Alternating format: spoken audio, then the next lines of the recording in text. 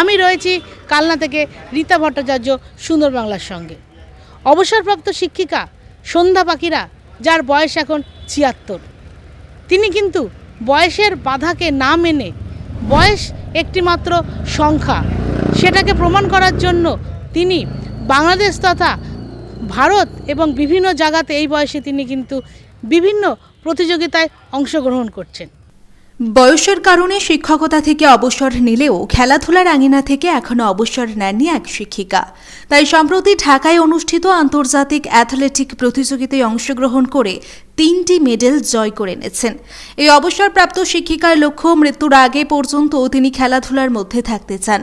বর্তমানে ৬৬ বছর বয়সী এই শিক্ষিকা সন্ধ্যা পাখিরার বাড়ি পূর্ব বর্ধমান জেলার কালনা শহরে। এক কন্যা সন্তানের মা এই শিক্ষিকা বছর ৬ আগে শিক্ষকতা জীবন থেমে গেলেও এখনও তার খেলাধুলার জীবন সচল।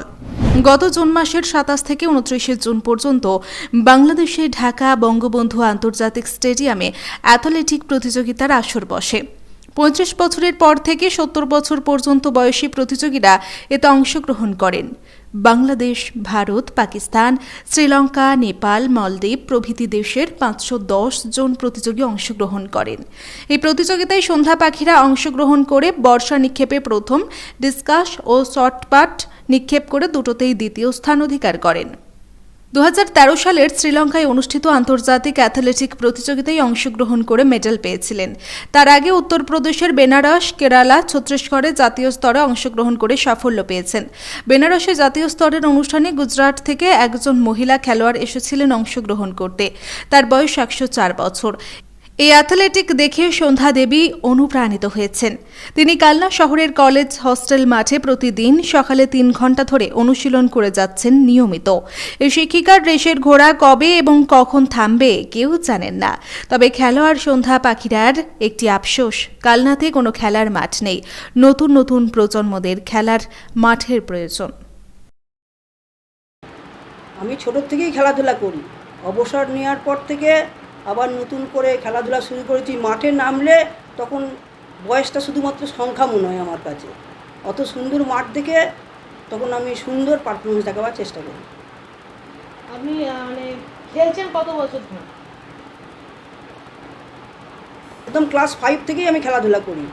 আমি অল ইন্ডিয়া রেল খেলেছি, all India inter university, inter college খেলাধুলা করেছি। তারপরে স্কুলে গেম টিচারে যোগ দিয়েছি। 2018 অবসর নেওয়ার পর থেকে আবার মাস্টার গেমসে অংশগ্রহণ করছি। আর আপনি কোন কোন দেশে খেলতে গেছেন? বিদেশের মধ্যে আমি দ্বিতীয়বার বাংলাদেশ গেলাম, আর 2023-এ আমি শ্রীলঙ্কা গিয়েছিলাম।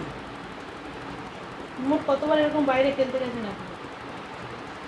বাইরের দেশ বলতে 3টে দেশেই গেছি, আর এমনি ন্যাশনাল মিট 10-12টা দেশে আমি গেছি। ন্যাশনাল দেশ নয়, এটা এখানে রাজ্য। কি কি খেলা ছিল? আমার গেম ছিল? বিভিন্ন রকমের গেম ছিল, তার মধ্যে আমি শুধু বর্ষা, লো বল নিক্ষেপ আর ডিসকাসে অংশগ্রহণ করি। কোনটা থেকে পজিশন পেলেন?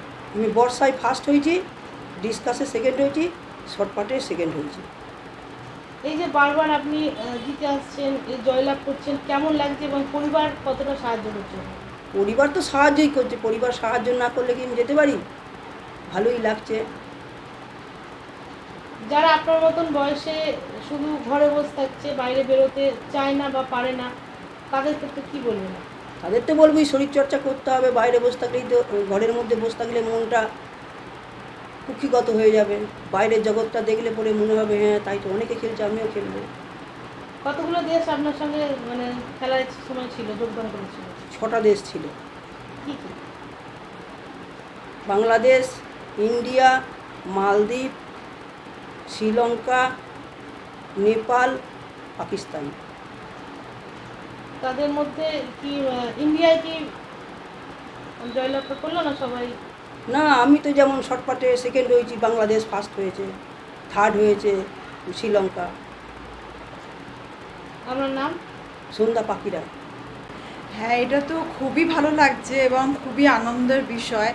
আমাদের তো একটা পাড়ার গর্ব, আর বিশেষ করে আমাদের একদম পাশের বাড়ির পিসি, যে এই বয়সে, ওনার তো এখন অনেকটাই বয়স, কিন্তু এই বয়সে এসেও যে উনি এতটা মানে এনার্জি আছে ওনার মধ্যে, এতটা উদ্দীপনা আর এতটা খেলার উৎসাহ ওনার থেকে দেখে আমরা অনেকে শিখতে পারি।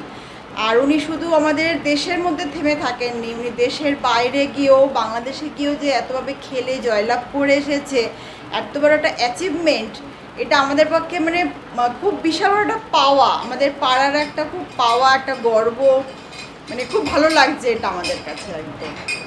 না এখান থেকে আমরা দেখে, পিসিকে দেখে আমরা নিজেরা অনেক কিছু শিখতে পারি, যে আমরাও শুধু ঘরের মধ্যে আটকে থাকবো না, আমাদের যে বয়স হলেও আমরা বাইরে বেরোতে পারবো, কিছু একটা করবো, নিজের একটা কিছু একটা করবো, নিজের পায়ে দাঁড়াবো, বা মানে শক্ত সমর্থ কিছু একটা করতে পারবো, মানে হেরে যাব না, জীবনে উঠে দাঁড়াবো, সেটা আমরা এই পিসিকে দেখে শিখতে পারি। আমরা অনেক কিছু আর কি পেয়েছি। আপনার নাম? আমার নাম রঞ্জিতা কর্মকার। প্রতিযোগিতার মাধ্যমে তিনি কখনো নিয়ে আসছেন সোনার মেডেল, কখনো রূপো, আবার কখনো ব্রোঞ্জ। তিনি এটাই প্রমাণ করতে চাইছেন বয়স একটা সংখ্যা মাত্র, আর কিছু নয়, ইচ্ছা থাকলেই উপায় হয়। কালনা থেকে রীতা ভট্টাচার্য, সুন্দর বাংলা নিউজ।